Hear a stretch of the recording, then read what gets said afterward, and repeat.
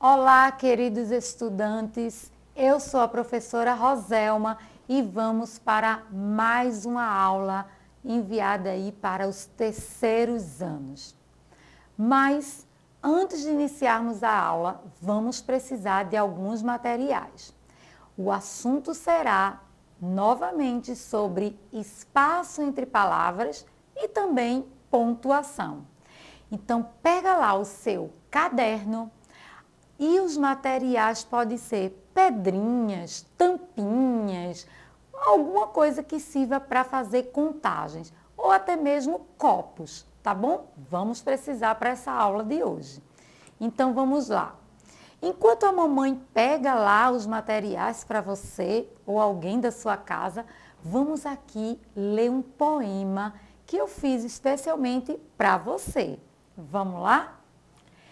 Estradas, engenhos, vilas e ruas de areia, cheiro de terra, as regionais formam uma teia. Pernambucana da gema, conheci Jaboatão, cidade linda que tenho no meu coração. Roselma Monteiro é esta professora que aqui vos fala e eu fiz esse poema especialmente para a aula de hoje. Ele fala sobre a cidade de Jaboatão. E é a partir dele que nós vamos refletir sobre as palavras e também a construção de frases. Essa palavra aqui, bem conhecida de vocês, qual é? Quem falou Jaboatão acertou. E ela tem 4 pedaços. Esses pedaços a gente também chama de sílabas. Então, pedaços sonoros que compõem uma palavra também chamamos de sílabas. E Jaboatão tem 4. Vamos ler? O primeiro pedaço, a primeira sílaba é a já. O segundo, bó. O terceiro, a. E o quarto, tão. Então, 4 pedaços, 4 sílabas formam uma palavra. A palavra Jaboatão. E agora vamos ver uma outra palavra, inclusive que rima com Jaboatão. Olha lá. Pimentão. Pimentão. Quantos pedaços ou quantas sílabas tem essa palavra? O primeiro, pi, o segundo, men e o terceiro, tão. E vai formar a palavra pimentão. Então, palavras podem ter 3 sílabas, 4 sílabas, 2 e até mesmo uma sílaba só. Vamos ver? Mais na frente eu vou dar exemplo de sílabas com palavras com uma sílaba só. Mas observem esses carrinhos aí. As palavras para compor a frase são como carrinhos enfileirados. Precisa do espaço uma entre a outra, porque senão não dá certo. Vai ficar parecendo uma coisa só. E aí eu trouxe essa imagem para exemplificar que a cada palavra precisa ter um espaço para compor a frase. Por exemplo, eu moro em Jaboatão. Eu disse aqui uma frase contendo 4 palavras. E entre cada palavra tem um espaço. Parecido com os carrinhos lá da imagem, não é? Precisa de um espaço entre eles para poder tudo fluir bem. E aqui na frase nossa, eu moro em Jaboatão, também temos um espaço entre as palavras, que nessa frase são 4 utilizadas. E se ficar assim, eu moro em Jaboatão? Eu moro em Jaboatão.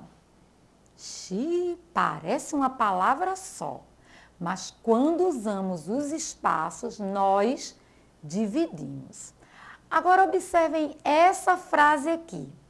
Cidade linda que tenho no meu coração. Essa frase é lá do poema que eu fiz e ela já tem mais palavras. Vamos contar? Cidade, espaço, primeira palavra. Linda é a segunda palavra, espaço. Que, terceira palavra, espaço. Tenho, espaço, no meu coração. Então, 1, 2, 3, 4, 5, 6, 7 palavras. Olha só, essa frase do poema é bem comprida e se utilizou de 7 palavras. Agora, se ela tiver escrita assim, dá para ler? Dá para entender o que está grafado aí nesse texto? Teria que ler bem juntinho, agarrado assim. Cidade linda que mora no meu coração. Cidade linda que tenho no meu coração. Então, fica bem difícil de entender. Por isso, quando a gente vai escrever, precisa dividir no lugar certo. Mas, se a gente dividir assim, em qualquer lugar colocar o espaço, olha como fica. Cida, delin, daqui, te, nhono, meu coração. Isso não deu certo, porque o espaço tem que ficar onde termina a palavra. E a palavra é um conjunto de sentido. Então, a forma correta seria cidade, espaço, linda, espaço, que, espaço, tenho, espaço, no, espaço, meu, espaço, coração. Vamos agora para mais um exemplo. Vemos aí um abacate. O que podemos dizer sobre ele? Se a gente registra essa frase assim, o abacate está maduro. O abacate está maduro.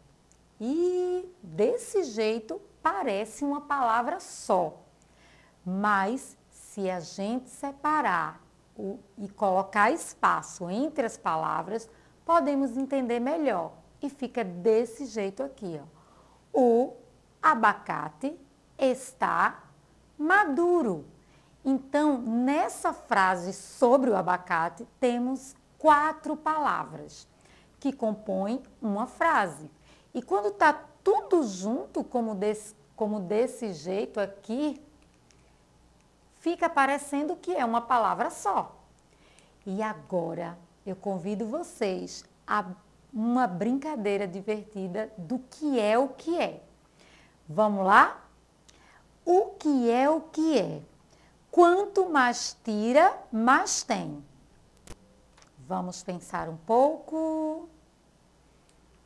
Fotografias. Olha lá, já tinha dado a dica. Quanto mais a gente tira, mais tem. Mais uma perguntinha da brincadeira do que é o que é para vocês. O que é o que é? Todo mundo sabe abrir, mas ninguém sabe fechar. Tempo, vamos pensar um pouco. O que será que todo mundo sabe abrir, mas ninguém sabe fechar? O ovo! Muito bem, quem acertou. E agora, vamos para mais uma perguntinha. O que é o que é? Com a cabeça fica mais alto, sem a cabeça fica mais baixo. Vamos pensar um pouco. Olha só, é o travesseiro. E aí, estudantes, eu convido vocês a observarem o que está presente nessa brincadeira, nessa pergunta do que é o que é. Observem que toda vez que se faz a pergunta o que é e vem a adivinhação, no final tem uma pontuação. Qual é o nome desse ponto? Quem saberia dizer? Vamos pensar um pouco? É o ponto de... Qual deles a gente usa no final de uma pergunta? Isso mesmo, ponto de interrogação. E olha lá o ponto de interrogação, aquele verde ali, ó. temos a exclamação, temos o ponto final de azul e temos a vírgula. Essas são a pontuação. E agora, essa frase. Que coisa mais linda! No final dessa frase, temos uma exclamação. Já é uma outra pontuação que a gente usa para quando a gente tem um susto, quando a gente diz, por exemplo, ai, que medo! Usamos exclamação. E agora o desafio é para que você pegue o seu caderno e vocês vão observar. Na capa de trás deve ter o hino da nossa cidade. Vocês vão observar e vão circular se aparece alguma pontuação. Pode ser ponto final, vírgula, exclamação, interrogação. Depois, pesquise em outro material onde as pontuações aparecem e escreva a frase no seu caderno. Vamos ao desafio?